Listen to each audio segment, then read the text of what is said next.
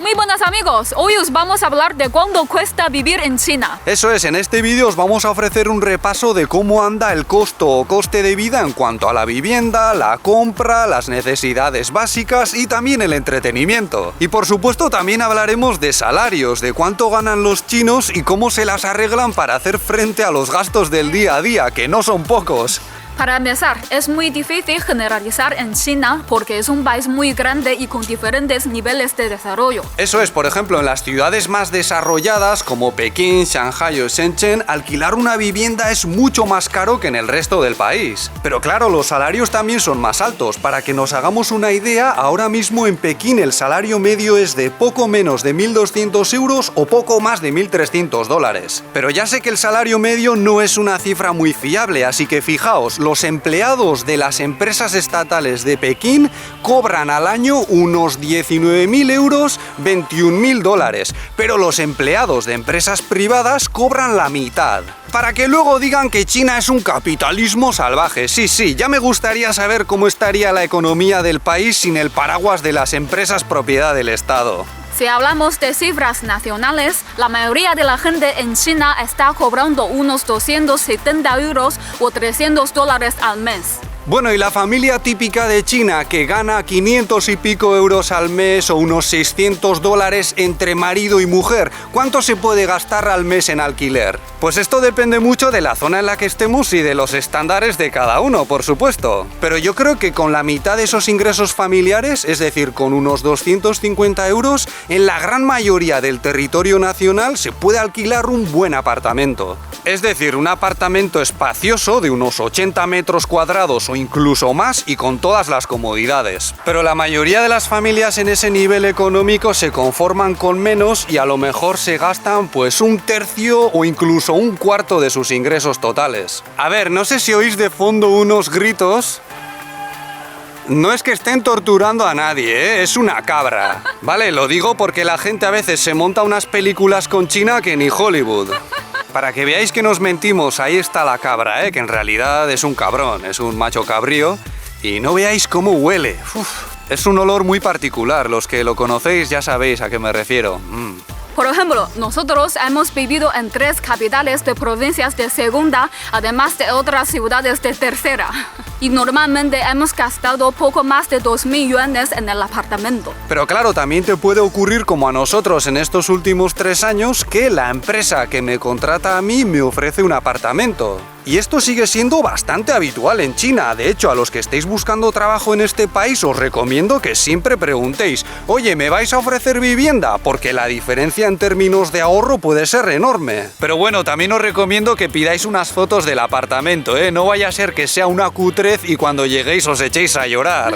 Nosotros ya os hemos enseñado en más de una ocasión el piso que nos pone la universidad, que no es ningún lujo. No llega a 50 metros cuadrados, no tiene calefacción, solo tenemos agua caliente en la ducha. Pero bueno, ya nos hemos acostumbrado y para ir ahorrando mientras tanto tampoco está nada mal. A ver, yo no quiero caer en esta moda reciente de vender la pobreza o las dificultades económicas como un estilo de vida, ¿no? ¡Uy, qué simple viven y qué felices son! Para nada. A mí me gustaría vivir mejor y tengo esperanzas de que con el tiempo nuestras condiciones de vida en China también mejoren. Pero de momento esto es más o menos lo mejor a lo que podemos aspirar, ¿no, Lele? Sí, más o menos. De todos modos, yo tengo colegas en la universidad en la que trabajo enseñando español que antes trabajaban en Shanghái y que ganaban bastante más dinero, pero se lo dejaban casi todo en el alquiler. Y ahora, aunque cobren más o menos la mitad, ahorran más. ¿Y cuánto dinero gana Javierzo en China? Que seguro que más de uno os lo estáis preguntando. Pues a ver, yo desde que llegué en el año 2011, la mayor parte del tiempo he estado ganando unos 1.000 euros al mes. Pero la mayor parte de ese tiempo Lele no trabajaba porque todavía estaba estudiando. Y aunque puede parecer mucho en comparación con el salario medio de los chinos, yo en este tiempo apenas he cotizado en el sistema de seguridad social de este país. Y eso quiere decir que yo de momento no puedo disfrutar de toda una serie de prestaciones a las que muchos trabajadores chinos sí tienen acceso,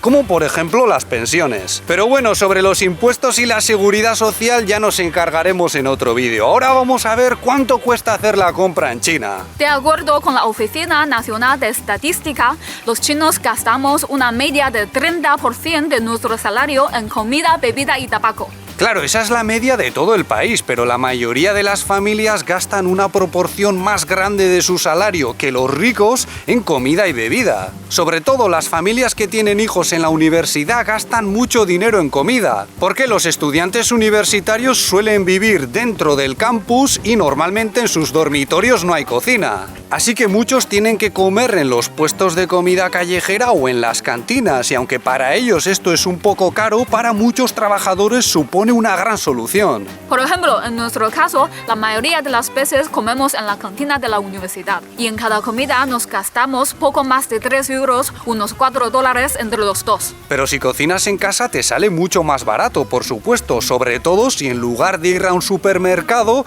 vas a un mercado de los de toda la vida, de los que sigue habiendo muchos en China. Yo tengo algunos colegas españoles de trabajo que tienen algo más de tiempo libre que yo porque no se dedican a YouTube y que suelen ir a estos mercados porque la diferencia en cuanto a precio puede ser muy grande. Pero tanto ellos como yo, donde nos dejamos la pasta de la comida y la bebida es en el café y en la cerveza. Bueno, yo cerveza ahora mismo no porque no tengo tiempo para salir, pero en China ir a la cafetería es casi un hábito de consumo de la clase media. Nosotros en nuestro campus tenemos 2 cafeterías y la que es así un poco más guay, con un ambiente más bohemio, el café te cuesta 2 euros, poco más de $2. O sea, el café nos cuesta tanto como el menú.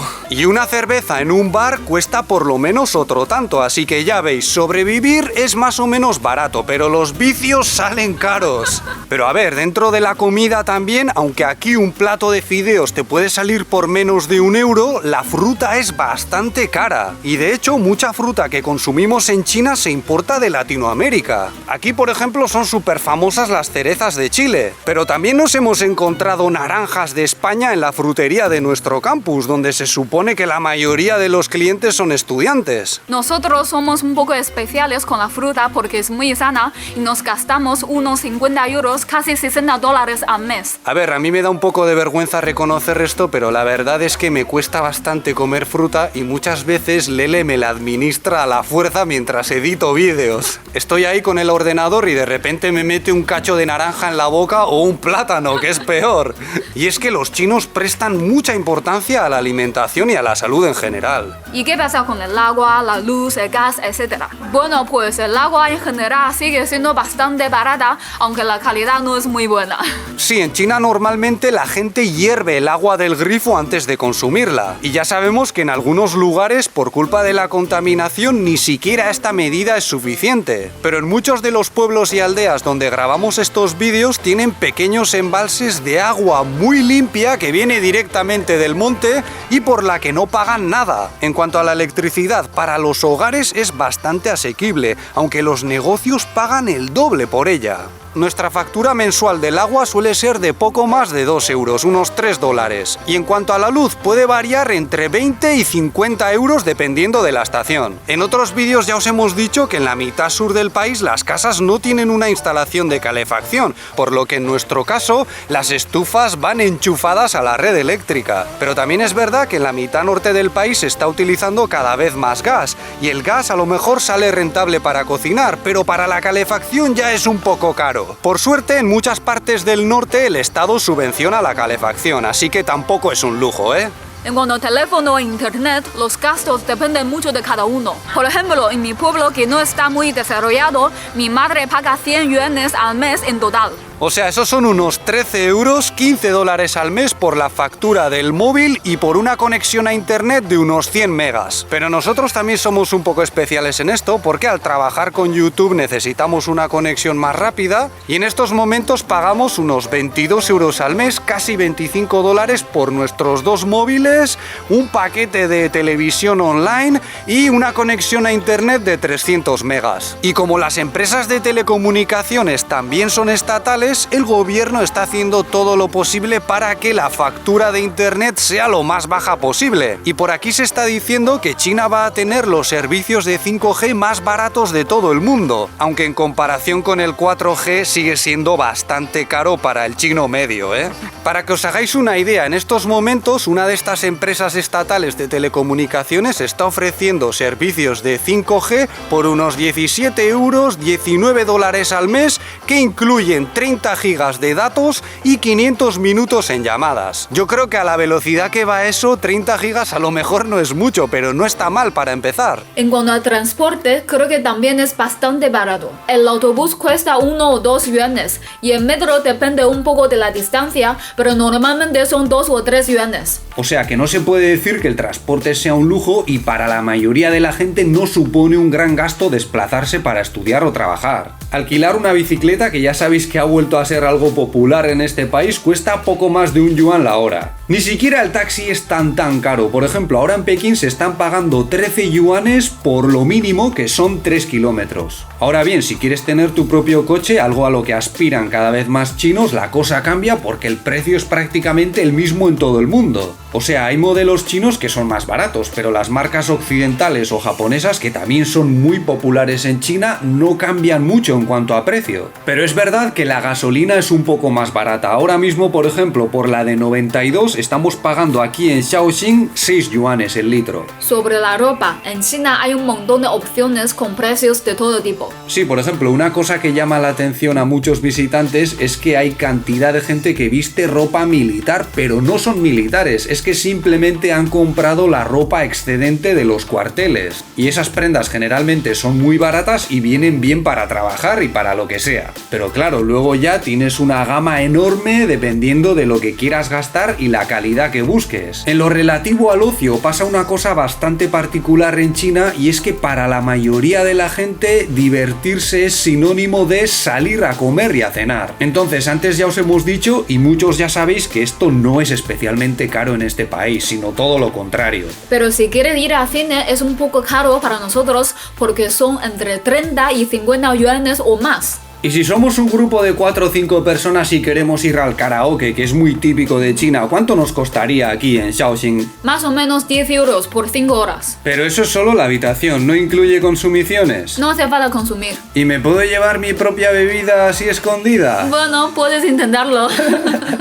Y aunque antes os hemos dicho que nosotros no gastamos mucho en ocio por el trabajo y por YouTube, la verdad es que le hemos sacado bastante provecho al precio de la electrónica, porque nosotros hemos gastado un montón de dinero en cámaras y equipo para este canal, y la verdad es que aquí sale bastante más barato que en Europa o América. Sobre todo si lo compras online, que bueno, otro día podemos hablar del efecto que podría tener todo esto en los comercios de toda la vida. Eso es todo por nuestra parte. Ahora queremos saber qué opináis vosotros. ¿Qué os parecen los precios de China en comparación con vuestro país? Y si queréis que sigamos haciendo vídeos como este en los que invertimos un montón de trabajo, es súper importante que nos animéis dándole un me gusta, compartiéndolo, suscribiéndoos, dándole a la campanita para que YouTube os avise la próxima subida, o ayudándonos a través de nuestra página de Patreon, en la que encontraréis más vídeos, guías para China y nuestro noticiario semanal. Muchas gracias y hasta la próxima. ¡Hasta luego!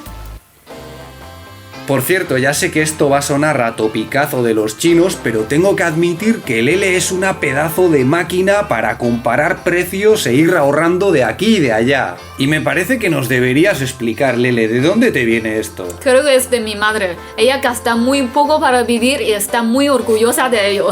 Sí, yo creo que su madre batiría cualquier récord de supervivencia. O sea, yo la he visto irse al mercado y volver con las bolsas llenas por 4 yuanes. O menos.